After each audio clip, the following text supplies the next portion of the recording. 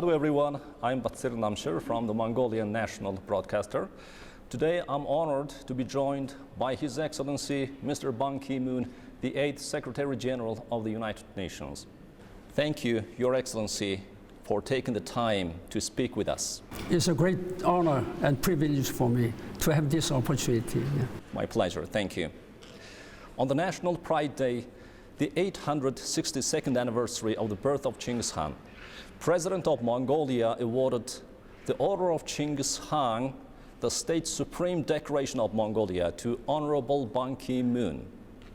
Your Excellency, please accept my sincere congratulations on receiving the highest honor of Mongolia.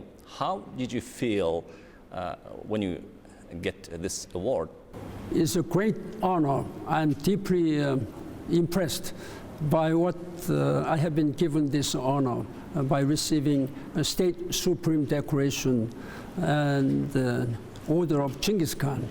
I never expected, but the Chinggis Khan was and has been a hero in my mind since I was a young boy. I learned at the school a lot about Chinggis Khan, so to the minds of Korean people and my age, we learned a lot, and we tried to emulate, in fact, when I was young.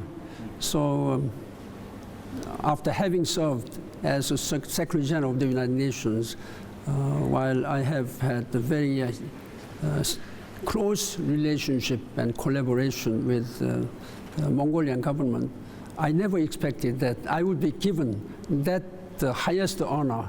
So I am very much grateful to the decision of government of Mongolia. Chinggis Khan embodies national pride for Mongols. He unified the steppe nomadic tribes and established the Great Mongol Empire. Globally, Chinggis Khan left a legacy known as the Pax Mongolica. Could you please elaborate on the role that Pax Mongolica played in shaping the modern world? There are very few leaders in the world who can be remembered, who really did contribute to globalization and integrity as Chinggis Khan did in 13th century. There was no traffic and communications between and among the countries around the world. By his leadership, I think he has shown what we are now calling these days integrity and communications and innovation. There are many, many lessons which we can learn from his leadership. And there are very few leaders whose name is really transpired and become sort of a role model. We can easily think about Napoleon, who really did a lot of things. But that was most recent century. But as early as 13th century, Chinggis Khan has shown his great vision, leadership to integrate, innovate, and having some collaborations with many countries by integrating many small countries into greater empire. His name will remain long in the global history. Yeah. You first set foot in Mongolia 18 years ago, right? Since then, you have become a well-known and esteemed friend of the people of Mongolia. What were your initial impressions of Mongolia at that time? I accompanied at the time the Korean President Roh Moo-hyun. I was Foreign Minister of Korea, and I was deeply impressed when President Roh Moo-hyun visited the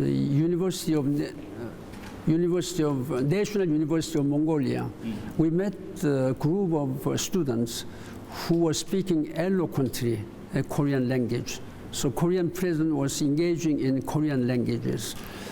I was amazed how excellent Korean language they were speaking.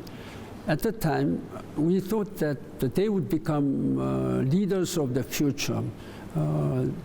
At the time, I also thought that focusing and investing in quality education will really make Mongolia a stronger and developed countries. After that, my second visit happened in 2009 in my capacity as a Secretary General of the United Nations. I was again very deeply appreciative of Mongolian government contribution to peacekeeping operations. So I visited 5 hills, the training and exercising place there. And I'm very much grateful to continuing support by Mongolian government in peace and security issues. In my office in Seoul, I'm still having on the wall of my office the very nice gift from these peacekeeping operations. So one day, if you come to my office, I will show it. So I'm very much grateful for all your support. Yeah. Minister of Foreign Affairs of the Republic of Korea between 2004 and 2006, you played a pivotal role in enhancing relations between Mongolia and the Republic of Korea. And now, how do you see the potential for further expanding partnership between the two nations? Next year, we will celebrate the 30th anniversary of establishing diplomatic relationship. And in between, Korea and Mongolian government have established strategic partnership. This is very important. While Mongolia is one of the landlocked developing countries, and Korea is one of the OECD developed world, there are many ways which we can further strengthen the bilateral relationship in terms of human exchanges, in terms of science and technology, in terms of working together on global issues like climate change and sustainable development goals. Korea has a lot of much more advanced technologies as well as experience in global agendas like climate change issues. Now, Mongolia is one of the countries whose people are seriously affected by global climate change issues. There is no such big or small countries. However big one country may be, there is no way they can do it alone. We have to join all our hands together with global partnership. In that regard, I am very happy and looking forward to further strengthen the relationship between Mongolia and Korea while commemorating the 30th anniversary of strategic diplomatic relationship. As you said, your time as UN Secretary General brought you even closer to Mongolia. And how do you assess Mongolia's performance in fulfilling its obligations as a UN state member? Mongolia is one of the important countries as far as when it comes to strong support for UN's goals and UN's policies. As I mentioned earlier, your contribution of very able, hardworking peacekeeping operation forces is very much appreciated.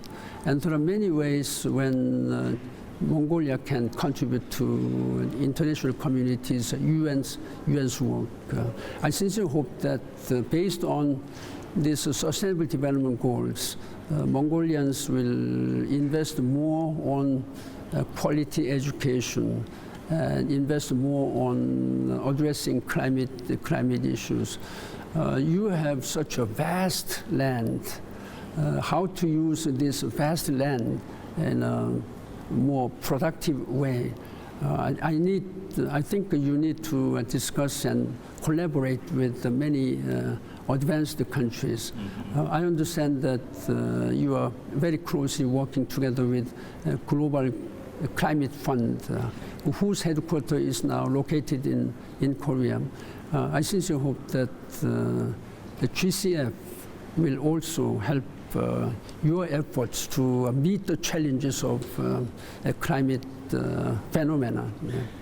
During your tenure as UN Secretary General, you have addressed vulnerabilities countries like Mongolia face due to climate change, as you mentioned earlier. Mongolia prioritizes climate action in its national development program.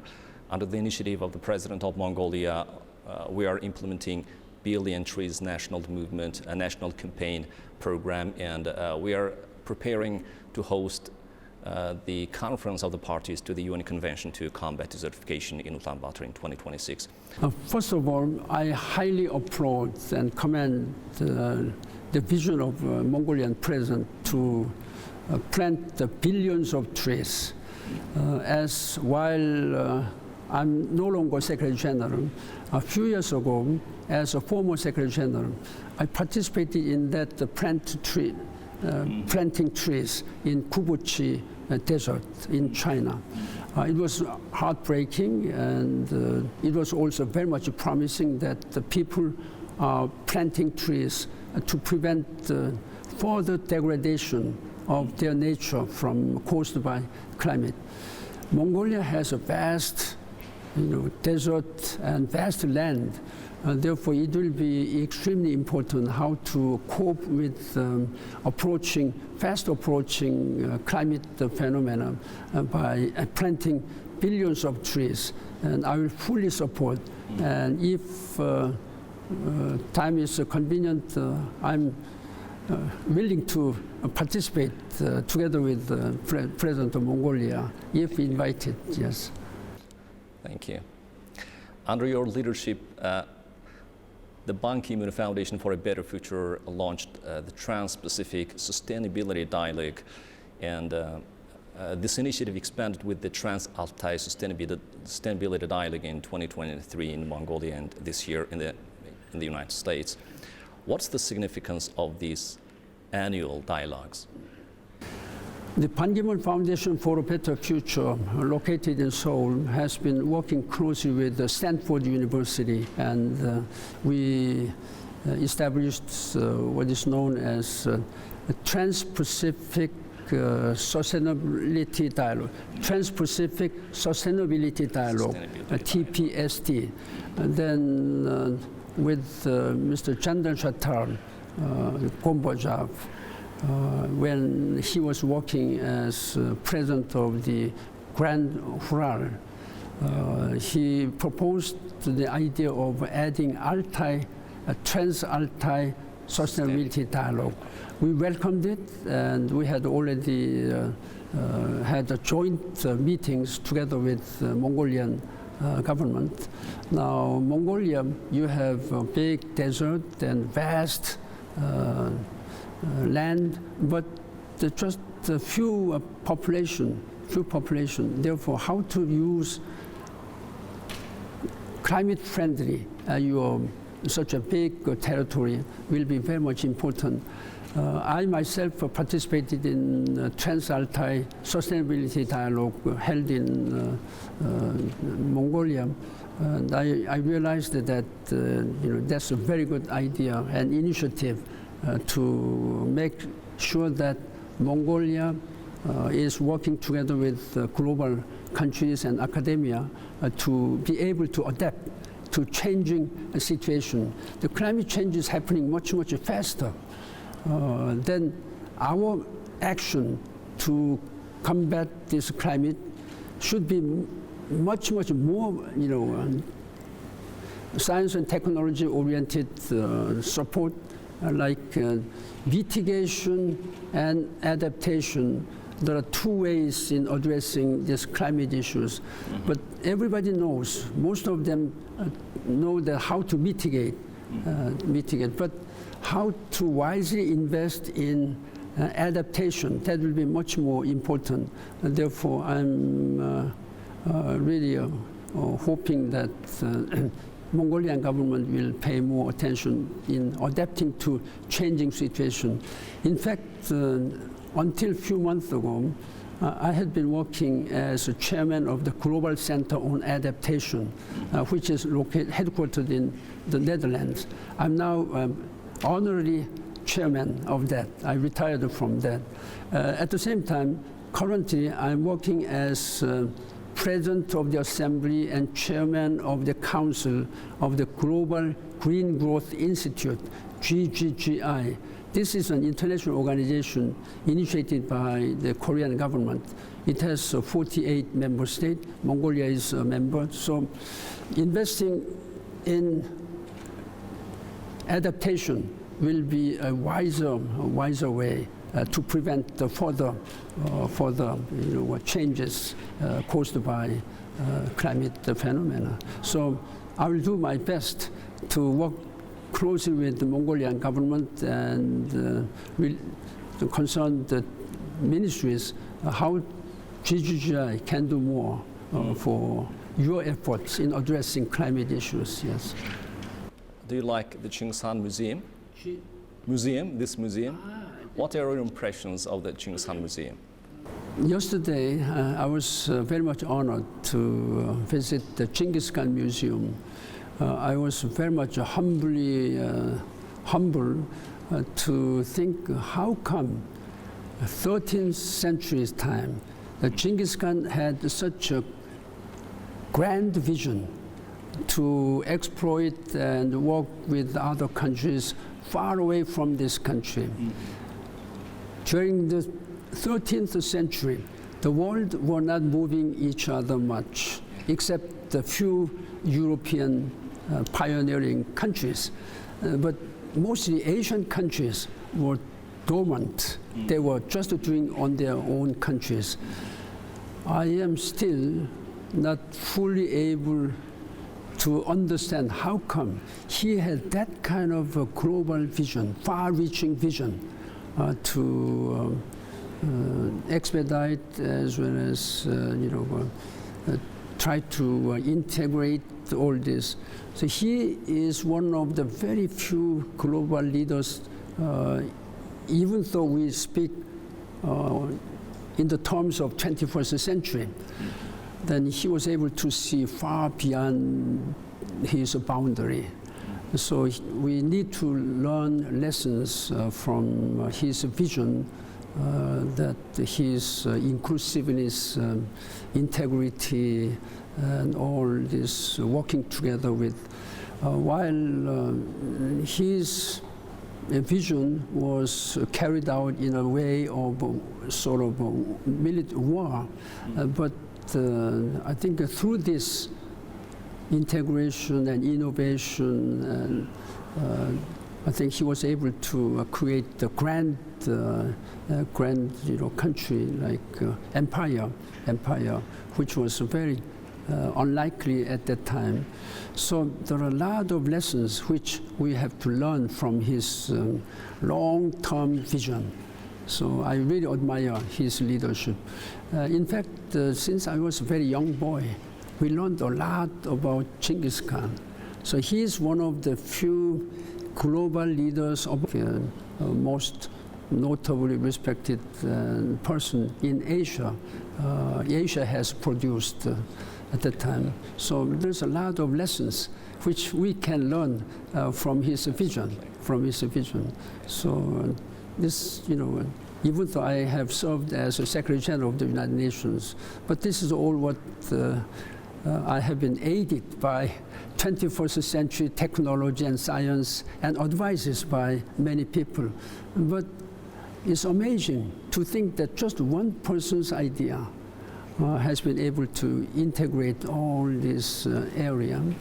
So I think the people of Mongolia should be very proud, and the people of Asia, in a larger sense, should be much more, proud of his leadership and vision, long-term vision. Yeah.